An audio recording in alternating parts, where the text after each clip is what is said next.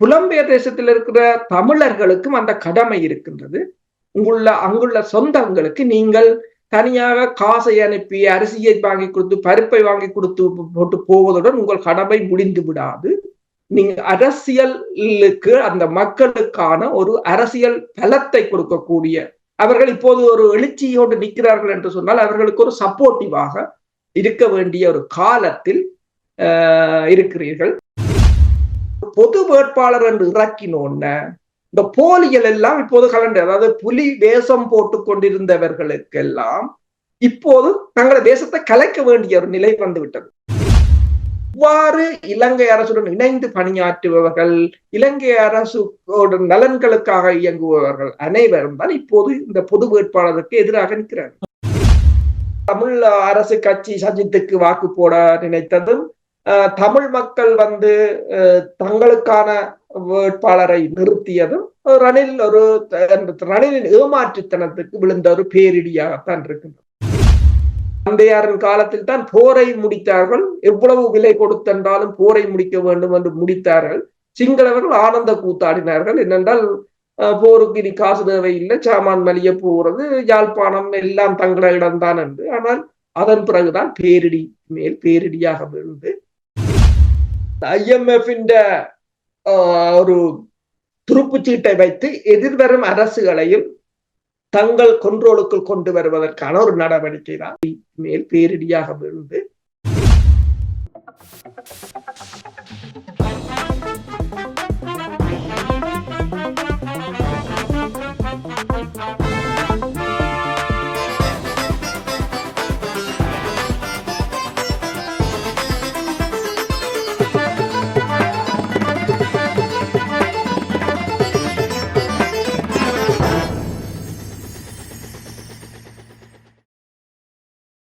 உயிரோடை தமிழோடு இணைந்திருக்கிறீர்கள். அரசியல் கலை நிகழ்ச்சியை கேட்டுக்கொண்டிருக்கிறீர்கள். பிரித்தானியாவிலிருந்து போரியல் ஆய்வாளர் அருஷ் அவர்கள் இணைகின்றார். வணக்கம் அரசு அவர்களே. வணக்கம்.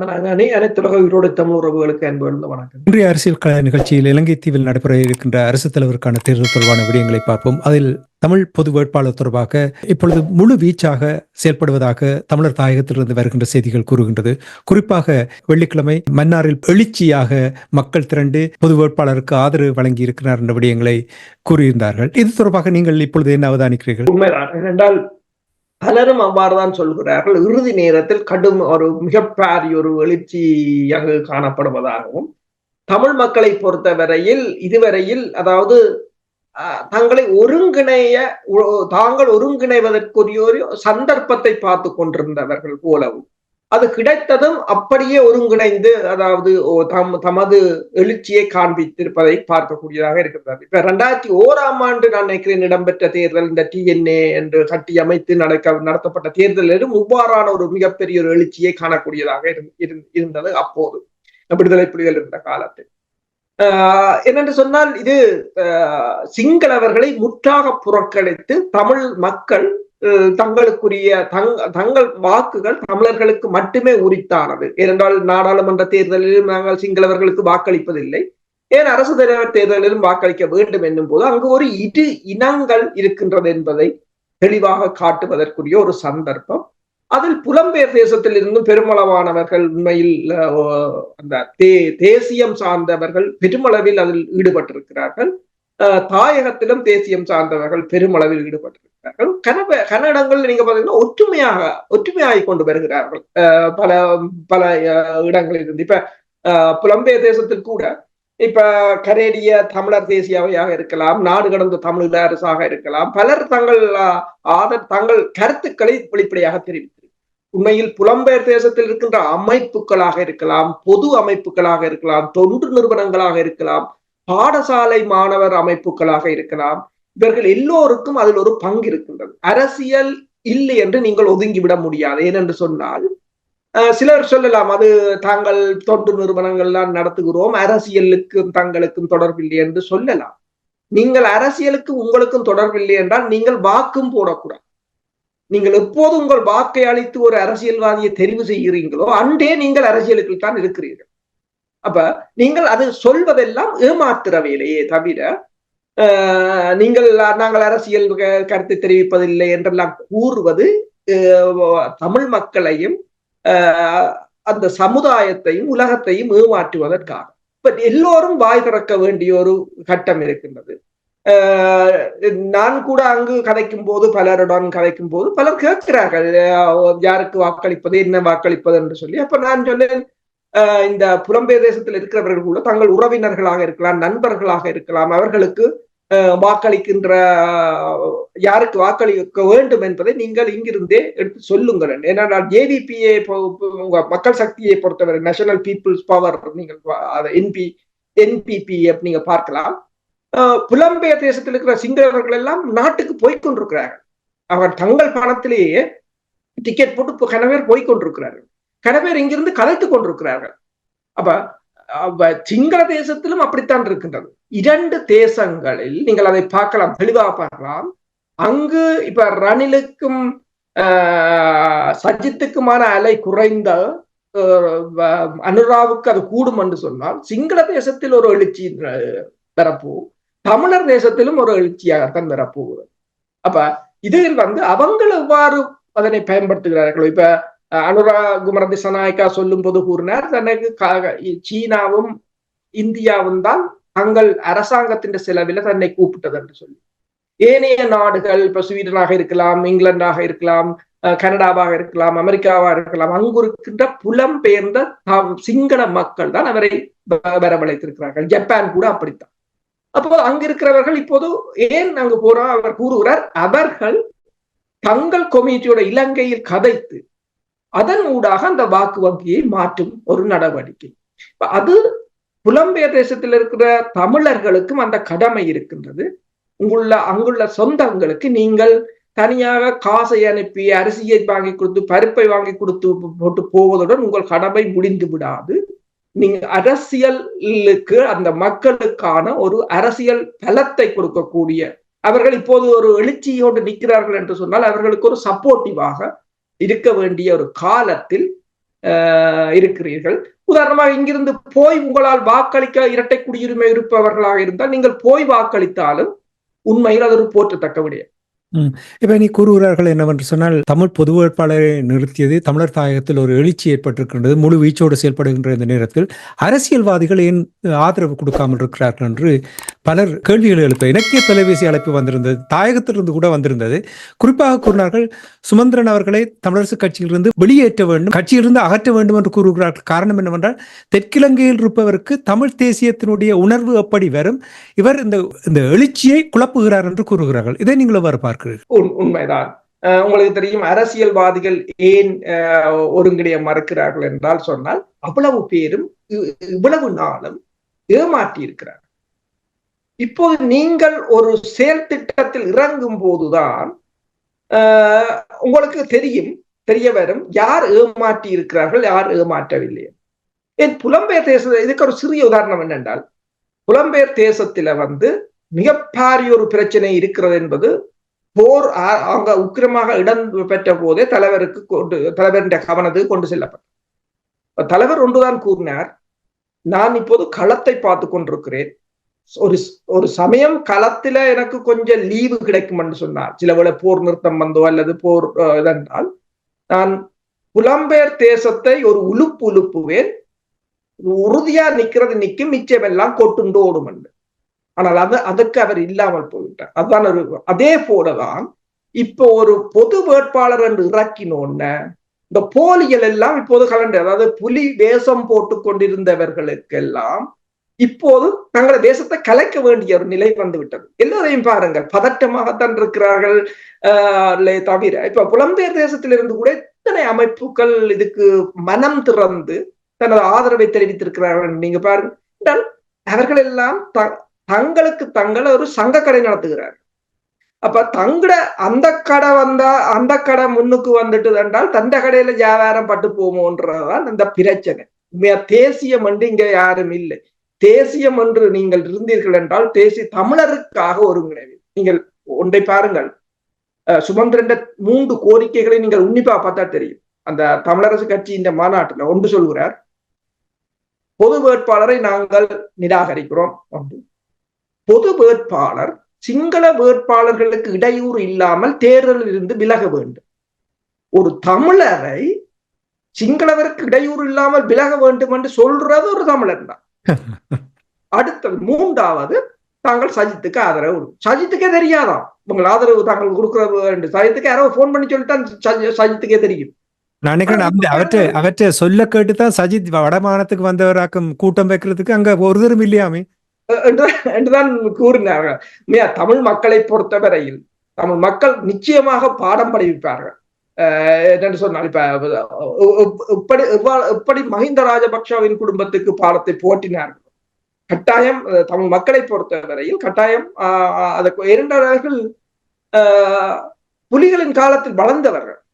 அந்த உறுதி அவர்களிடம் இருக்கின்றது, விடுதலை வேட்கைக்கான உறுதி. இப்ப உதாரணமா நீங்கள் பாத்தீங்கன்னா அதாவது தமிழரசு கட்சியில ஆக்டிங் ஜெனரல் செக்ரட்டரி என்று சொல்றது சத்தியலிங்கம், அவர் இந்த வாரம் மீண்டும் அதை உறுதிப்படுத்தி இருக்கிறாராம். என்னென்றால் சுமந்திரன் சொன்னது ரணில் சஜித்துக்கு வாக்களிக்கிறது, தமிழரசு கட்சி சஜித்துக்கு வாக்களிக்கும் என்ற வாக்களிக்க கூறிய அந்த தீர்மானத்தை தான் மீண்டும் உறுதிப்படுத்துவதாக கூறியிருக்கிறார்.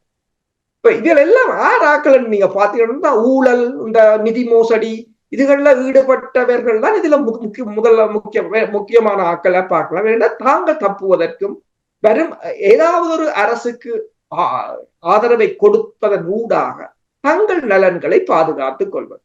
இப்போ அமுதலிங்கத்துக்கு என்ன நடந்தது என்று நீங்க யோசிச்சு பாருங்க. வவுனியா மாவட்ட நாடாளுமன்ற உறுப்பினர் நினைக்கிறேன், அப்போது புலேந்திரன் நினைக்கிறேன், அவர் மீதான தாக்குதலில் அமுதலிங்கம் என்ற மகன் என்று நினைக்கிறேன் அவருக்கு தொடர்பு இருப்பதாக இலங்கை அரசு குற்றம் சுமத்தியது. அப்ப கடைசியா இலங்கை அரசு அமுதலிங்கத்தை என்னென்று தன்னை வழிக்கு கொண்டு வந்தன்னு சொன்னால், எங்கள் சொல்லை கேட்காவிட்டால் அந்த வழக்கை தாங்கள் கையில் எடுப்போம் என்றதும் தேசியம் முடிந்தது. வீரகாளி அம்மன் கோயில்ல வாழை எடுத்து சுத்தி அடுத்த பொங்கலுக்கு தமிழீழம் பெறும் என்று சொன்னதெல்லாம் முடிஞ்சது அதோட. இப்படித்தான் அந்த பலர் இவ்வாறு இலங்கை அரசுடன் இணைந்து பணியாற்றுபவர்கள், இலங்கை அரசோட நலன்களுக்காக இயங்குபவர்கள் அனைவரும் தான் இப்போது இந்த பொது வேட்பாளருக்கு எதிராக நிற்கிறார்கள். நீங்கள் சுமந்திரன் தொடர்பாக சொன்னது எனக்கு புரிந்தது. நான் நினைக்கிறேன் உலகம் பூராம் இருக்கின்ற தமிழ் மக்கள் அதை ஏற்றுக்கொள்வார்கள், புரிந்து கொள்வார்கள். என்ன ஒன்று இருக்கின்றது, அதாவது போராட்ட காலத்தில் பக்கத்திலிருந்து பார்த்து நாங்கள் பங்களித்து நாங்கள் என்று சொல்ற தமிழ் தேசிய மக்கள் முன்னணி இருக்கின்றது. அவர்களுடைய கருத்தை இன்று பார்த்தீர்கள் என்றால் அரியநேத்திரருக்கு எதிராக பிரச்சாரம் செய்கிறார்கள், உடனடியாக அவர் விலக வேண்டும் என்று கூறுகிறார்கள். இவர்களுக்கு ஏன் புரியவில்லை? சுமந்திரன் தான் தெற்கிலங்கையில் இருப்பவர், அவருக்கு விளங்கவில்லை என்றால் இவர்கள் புலிகளுக்கு பிறகு நாங்கள் தான் தமிழ் மக்களுடைய பிரதிநிதிகள் சொல்லுவார்கள், ஏன் எதிர்க்கிறார்கள்? என்ன பிரச்சனை என்று சொன்னால் யதார்த்தத்தை நீங்கள் புரிந்து கொள்ள வேண்டும். அவர்கள் எல்லோரும் தங்களை தேசிய தலைவராக கற்பனை செய்கிறார்கள். அதாவது முதலாவது முக்கியமான பிரச்சனை, தேசிய தலைவர் எப்படி வந்தார் என்றதை அவர்கள் யோசிக்கவில்லை, தேசிய தலைவராக கற்பனை செய்கிறார்கள்.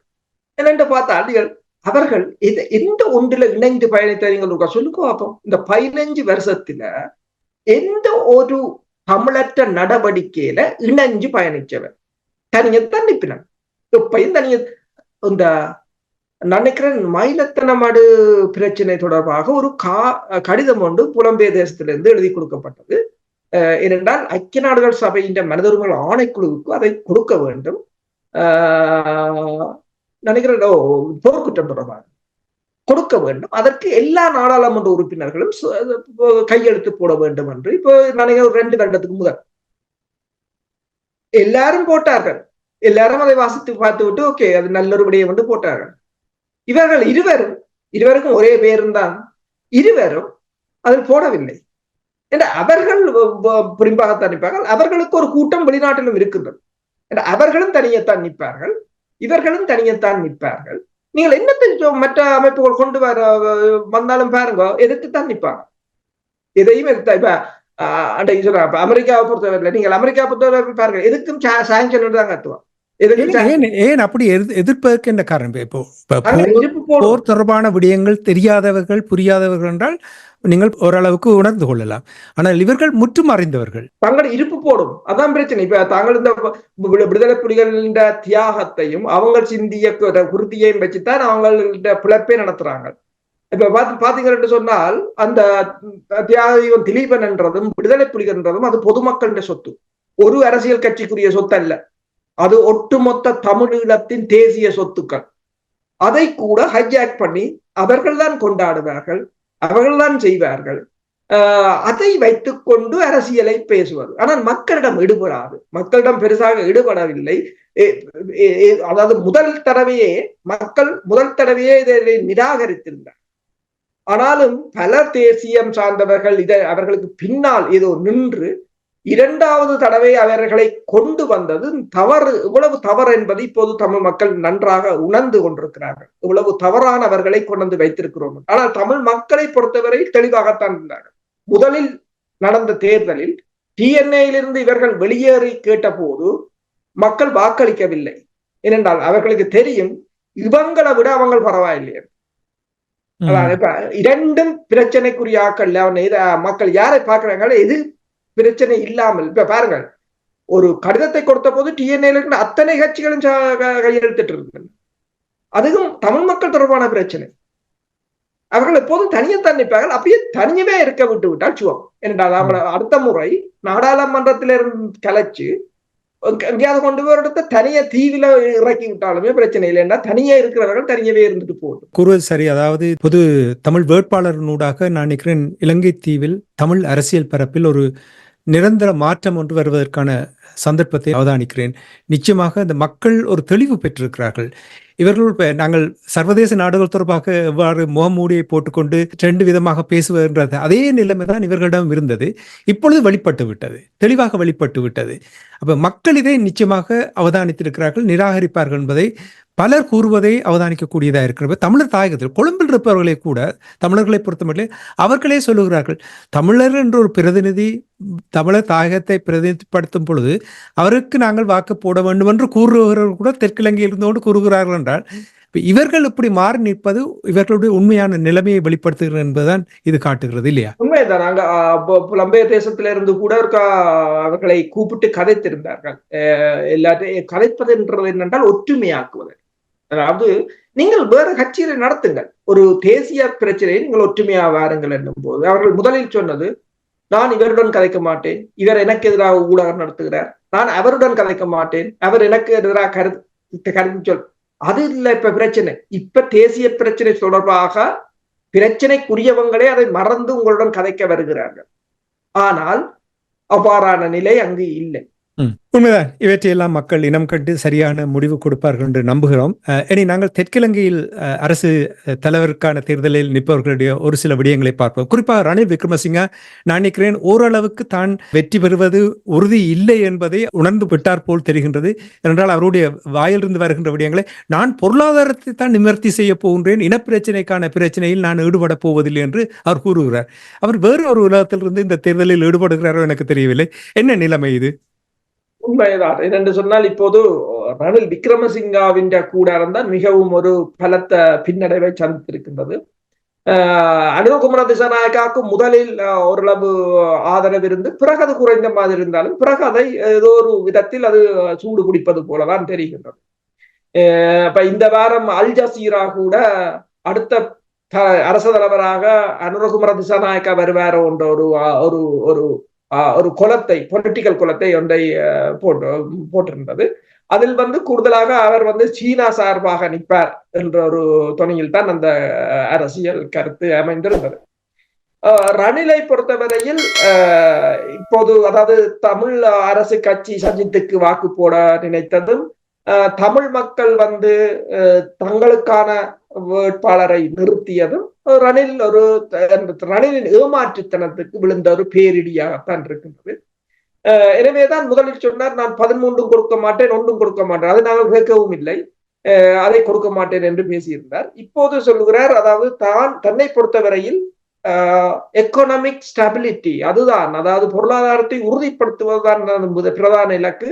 இந்த ரிலீஜியஸோ அல்லது எத்னிக் இஷ்யூஸ் என்று சொல்றது, சமய மத பிரச்சனைகளையோ அல்லது இன பிரச்சனையோ தனக்கு இப்போது ஒரு பொருட்டல்ல அல்லது அதை பார்க்க போவதில்லை என்று கூறியிருக்கிறார்.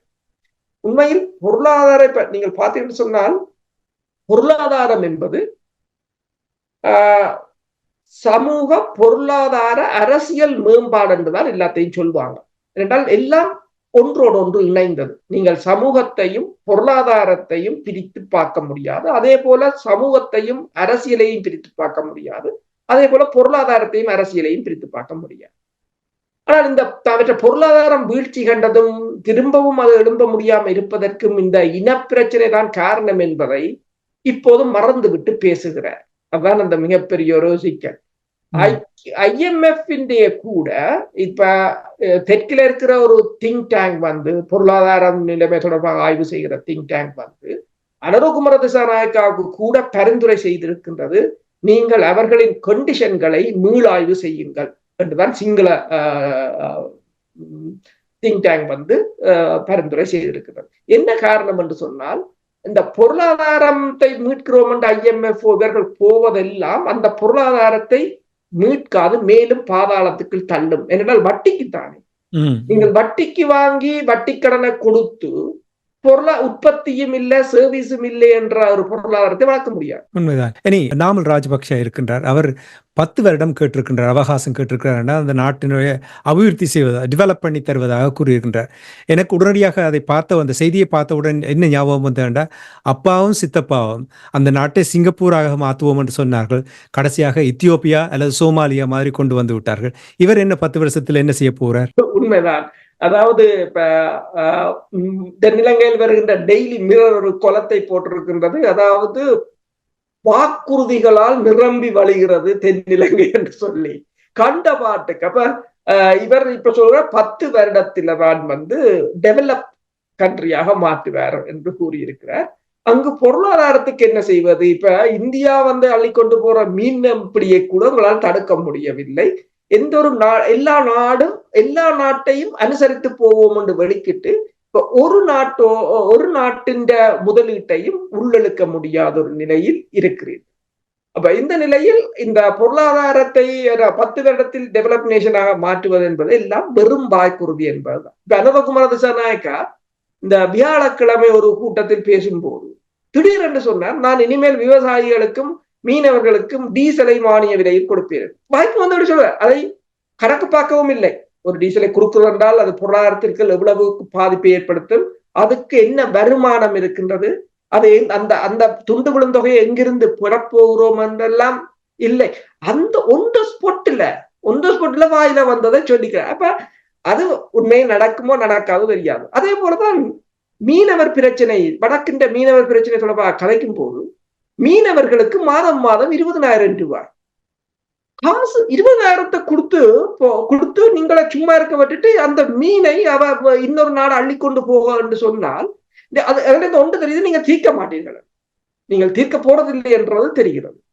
அப்ப இவ்வாறான வாக்குறுதிகளில் ஒன்றுதான் நீங்கள் கூறியது போல சித்தப்பாவும் தகப்பன் தந்தையும் சிங்கப்பூராக மாற்றுவோம் என்று கூறி, நான் அந்த போன வாரமும் கூறியிருந்தேன், தந்தையாரின் காலத்தில் தான் போரை முடித்தார்கள். எவ்வளவு விலை கொடுத்தென்றாலும் போரை முடிக்க வேண்டும் என்று முடித்தார்கள்.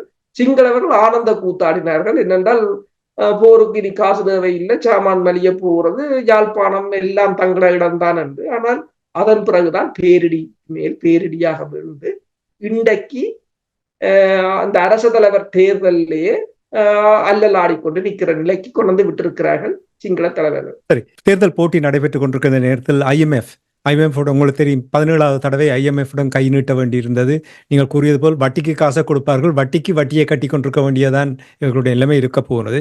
புதிய அரசு வந்தாலும் அவர்களோடு சேர்ந்து செயல்படுவதற்கு தயாராக இருப்பதாக IMF பிரதிநிதிகள் கூறியிருக்கிறதாக கூறப்படுகிறது. இதனுடைய நிலைமை? IMF கம்யூனிகேஷன் டைரக்டர் என்று சொல்ற ஜூலி கொசாக் அவா ஒன்றை கூறியிருக்கின்றார். IMF வந்து எந்த அரசு வந்தாலும் அதனுடன் இணைந்து பணியாற்றுவதற்கான நடவடிக்கைகளை மேற்கொண்டு இருப்பதாகவும் இணைந்து பணியாற்றப் போவதாகவும் தெரிவித்திருக்கிறார். என்னும் போது இப்போதைக்கு அவர்கள் IMF ஒரு துருப்புச்சீட்டை வைத்து எதிர்வரும் அரசுகளையும் தங்கள் கொண்ட்ரோலுக்குள் கொண்டு வருவதற்கான ஒரு நடவடிக்கை தான். அப்ப இது தொடர்பாக தென்னிலங்கையில் இருக்கின்ற திங்க் டேங்க் ஒன்றை கூறியிருக்கின்றது. அதாவது 17வது உடன்பாடு, IMF உடன் மேற்கொள்ளப்பட்ட இந்த 17வது உடன்பாட்டை மீளாய்வு செய்வதன் மட்டுமல்லாது IMF நிதிக்கு கூட நாங்கள் ஒரு அதுக்குரிய அந்த நிதி வட்டி விகிதத்தையோ என்னத்தையும் மீளாய்வு செய்ய வேண்டும் என்று கூறியிருக்கிறார்கள். அப்ப மேற்குலகத்தை பொறுத்தவரையில் 2 விடயங்களை தெளிவாக இருக்கிறார்கள். ஒன்று பொருளாதாரம், இரண்டாவது மனித உரிமைகள் மீறல்கள், ஐக்கிய நாடுகள் சபையில் இருக்கின்ற அக்கவுண்டபிலிட்டி என்று சொல்வது. இவற்றின் ஊடாக எதிர்வரும் அரசை தங்கள் வசப்படுத்தலாம் என்ற ஒரு திட்டம் அவர்களிடம் தெளிவாக இருப்பதைத்தான் இது காட்டுகின்றது. இதைத்தான் அண்மையில் இந்த பிரித்தானியாவின் பொதுநலவாய அபிவிருத்தி அமைச்சர் கேத்தரின் வெஸ்ட் ஒன்றை கூறியிருக்கிறார். ஒரு கேள்வி ஒன்று கேட்டிருந்தாங்க. அமெரிக்கா சில அதிகாரிகள் மீது பயண தடையை விதித்திருக்கின்றது, அதே போல போர்க்குற்றங்களில் ஈடுபட்ட அதிகாரிகள் மீது பிரித்தானியா பயண தடையை மேற்கொள்ளுமோ என்று. அதுக்கு அவர் கூறியிருக்கிறார், அதை இப்போது சொல்ல முடியாது, சொன்னால் அந்த தடையின் தாக்கம் பெரிதாக இருக்காது என்று கூறியிருக்கின்றார். எல்லாம் ஒரு ஏமாற்றுகிறார்கள். என்று சொன்னால் ஒரு மதில் மேல் இருக்கிற பூனை மாதிரி. இப்ப அரசு எங்கால வரப்போதோ அங்கால வரப்போன்னு தெரியாது. அப்ப இங்கால வந்தா இங்கால பாயணும், அங்கால வந்தா அங்கால பாயணும். அப்ப நாங்கள் நடுவில் பேசாம இருப்போம். இப்படியான கேள்விகளுக்கு ஏதாவது ஒரு சலாப்பலான பதிலை சொல்லி போட்டிருப்போம் என்று இருக்கிறார். போலியான உலகத்தில் வாழ்ந்து கொண்டிருக்கின்றோம் என்பதுதான் நீங்கள் கூறுவதை வைத்து உறுதியான அல்லது மனிதாபிமானம் தொடர்பாக பேசுவார்கள், ஆனால் உண்மையிலேயே அதுக்கு மாறாகத்தான் அவர்கள் செயல்படுவார்கள். கவசத்தை வைத்து இருக்கிறார்கள், அப்பொழுது தேவையான நேரம் அந்த பலகைகளை போட்டு காட்டுவார்கள். மனித உரிமை, உங்களுக்கு பேச்சுரிமை, அந்த உரிமை இருக்கிறது, இந்த உரிமை இருக்கின்றது. ஆனால் நடக்கின்ற விடயங்களை பார்த்தால் அதற்கு மாறாகத்தான் நடைபெறுகின்றது. இன்றைய அரசியல் நிகழ்ச்சி இணைந்து இலங்கை தீவில் நடைபெற இருக்கின்ற அரசு தலைவருக்கான தேர்தல் தொடர்பான விடயங்களை கொண்டு வந்தமைக்காக நான் நினைக்கிறேன். அடுத்த வாரம் இந்த நேரம் நாங்கள் உரையாடி கொண்டிருக்கும் பொழுது இலங்கை தீவின் அரசு தலைவர் யார் என்று அறியக்கூடியதாக இருக்கும். பொறுத்திருந்து பார்ப்போம். இவர்களுடைய வாக்குறுதிகள், நீங்கள் கூறினீர்கள் வாக்குறுதிகள் வழிகிறது என்று சொல்லீர்கள், அதில் எதை நிறைவேற்றுகிறார்கள் என்று நாங்கள் பார்ப்போம். நன்றி. இன்றைய அரசியல் நிகழ்ச்சி இணைந்து விடயங்களை தந்ததற்காக அன்பர்கள் சார்பாக நன்றி கூறிக்கொண்டு இன்னொரு அரசியல் நிகழ்ச்சி இணைந்திருப்போம். அது வரைக்கும் நன்றி, வணக்கம். அரசோலை. நன்றி, வணக்கம்.